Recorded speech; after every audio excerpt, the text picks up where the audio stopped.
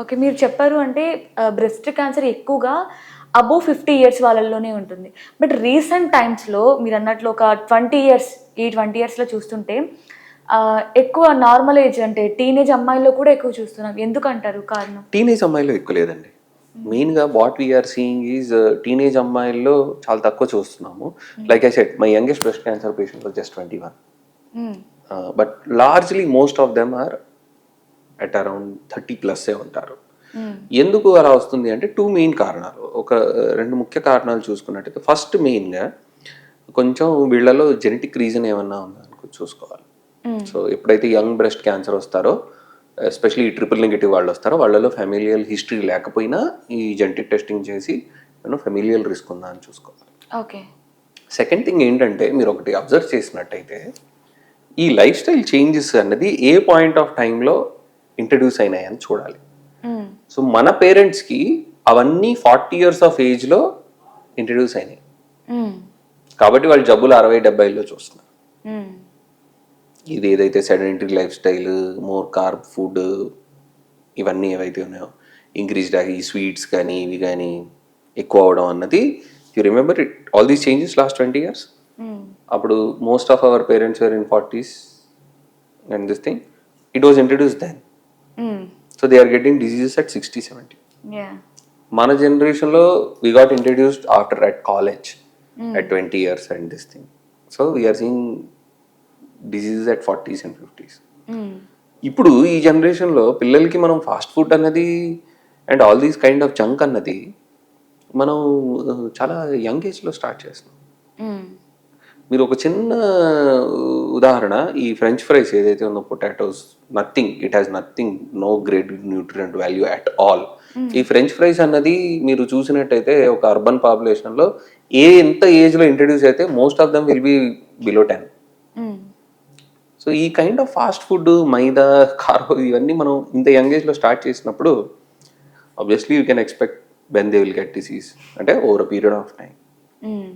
So making right health good food choices అన్నది becomes more important. మీరు చూసినట్టయితే రీసెంట్గా స్టడీస్ కూడా పబ్లిష్ అవుతున్నాయి. ఫ్యాటీ లివర్ అన్నది అంటే it is all because of the unhealthy heating and the kind of food which we're eating. Young కిడ్స్లో చూస్తున్నారు. Childhood obesity has become a bigger problem.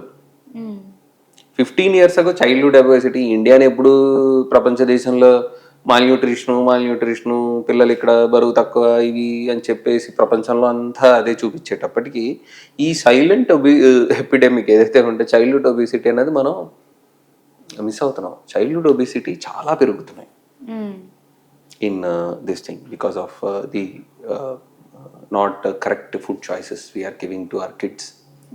Correct food choices వాళ్ళకి ఇవ్వకపోవడంతో ఉపకాయం పెరిగి వాళ్ళు obviously obesity is a risk factor for lot of diseases. Fatty liver కానివ్వండి, cancer కానివ్వండి, ఇవన్నీ ఒకటే ఎట్లా వస్తాయి, బాడీ ఎట్లా దాన్ని హ్యాండిల్ చేస్తుందన్న దాన్ని బట్టి ఆ జబ్బులు వస్తాయి. So you can expect more cancers in young if we continue to choose the lifestyle choices we are making. So ఇప్పుడు ఇంత కేసెస్ పెరగకుండా హైదరాబాద్లో కావచ్చు, మన ఇండియాలో కావచ్చు, సో పీపుల్ అవేర్నెస్ కోసం ఏం చేస్తే బెటర్ అంటారు? మీ సజెషన్ ఏంటి? చూడండి, అందుకనే ఎక్కడైనా చూడండి ప్రివెంట్ చేసుకోవడానికి అని మాట్లాడతారు. క్యాన్సర్ దగ్గరకు వచ్చేటప్పటికి అవేర్నెస్ అంటారు.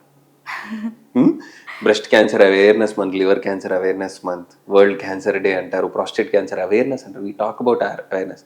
ఎందుకో తెలుసా, మనకి అసలు కాజ్ అన్నది తెలియదు సరిగ్గా. మనకు రిస్క్ ఫ్యాక్టర్స్ తెలుసు అండ్ ప్రివెంట్ చేయలేమని కూడా తెలుసు మనకి. అందుకనే అన్ని ప్రివెంట్ చేయలేము కాబట్టే అవేర్నెస్. సో అవేర్నెస్ మోస్ట్ ఇంపార్టెంట్గా తెలుసుకోవాల్సింది ఏంటంటే ఇది ఒక ఫస్ట్ ప్రాబ్లం. ఇది ఒక ప్రాబ్లం ఉందని అవేర్ అయితే చాలు, first step. The second most important step ఏంటి అంటే what can be done to decrease our risk. ఆ రిస్క్ సో అది lifestyle changes. So individual లెవెల్లో చేయించాల్సింది ఏంటంటే lifestyle changes. Sir already చేయాల్సిన పాపాలన్నీ చేసేసాను, ఇంత తిన్నాను, ఇంత లావయ్యాను, ఏం చేయాలి అంటే screening. You can at least detect things early. Screening. So even you have made a good life style choices, screening is the most important thing. Okay.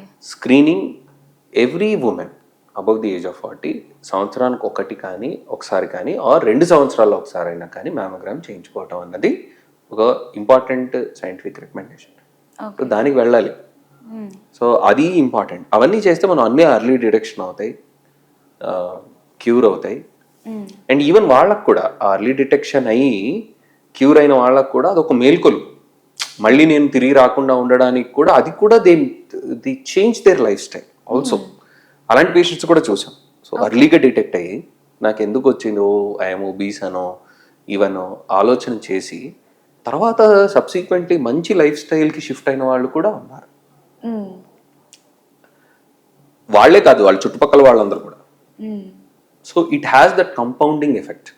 So మనం ఎప్పుడు చూస్తున్నాం అంటే స్క్రీనింగ్ చేస్తాం, ఆ ఒక్క పర్సన్కి తెలుస్తుంది తను క్యూర్ అవుతాడని. అదొక్కటే కాదు, అన్ఇంటెండెడ్ కాన్సిక్వెన్సెస్ ప్రతిదానికి ఉన్నట్టు రావడంతో అతని లైఫ్ స్టైల్ మారుస్తారు. ఆ ఇంట్లో వాళ్ళు, బంధుమిత్రులు వాళ్ళందరూ కూడా చూసే అమ్మాయికి వచ్చింది ఇలా వచ్చింది, తను చూడు ఎలా మారింది, మనం కూడా ముందుగానే ఇలా ఉంటే బాగుంటుంది అన్న ఒక ఇన్స్పిరేషన్ వచ్చి పీపుల్ అదొక ఎఫెక్ట్ ఉంటుంది, ఒక కమ్యూనిటీ ఎఫెక్ట్ ఉంటుంది. So screening has lot of benefits. And ఆ సోషల్ స్టిగ్మా అన్నది తీయాలి, భయం అన్నది తీయాలి. ముఖ్యంగా పబ్లిక్లో ఒకటి బిగ్గెస్ట్ చేంజ్ రావాల్సింది ఏంటంటే, వాడి క్యాన్సర్ వచ్చింది అంటే వాడు చనిపోయాడు, వీడు అయిపోయాడు అన్నట్టుగా ఒక జాలి లుక్ ఇవ్వటం మానేయాలి. ఆర్ ఓవర్గా వెళ్ళి నువ్వు కష్టపడేస్తావు ఇది చేయాలని కాదు, just take it like any other disease అంతే. It needs attention, give that attention. కొంతమంది పేషెంట్స్ ఎట్లా ఉంటారంటే జబ్బు రాగానే నాకు సింపతి కావాలని చెప్పేసి అందరూ వచ్చి సింపతీస్ కావాలనుకుంటారు. There are good number of patients significant చెప్పుకోవడానికి భయపడతారు. సార్ చెప్తే వాళ్ళందరూ ఇంకా నేను చనిపోతానని ఒక బిహేవియర్లో జాలి వచ్చేస్తుంది, వాళ్ళ ఫ్యూచర్ ప్లాన్స్ లో వీళ్ళని ఇంక్లూడ్ చేయరు. ఈ కైండ్ ఆఫ్ మైండ్ సెట్ అన్నది ఇది లార్జ్లీ సమాజంలో మారాలి. It's just like any other disease, any person will go through it. So ఆ మైండ్ సెట్ చేంజ్ అవడంతో కూడా స్టిగ్మా తగ్గుతుంది and most people will have an open discussion about it.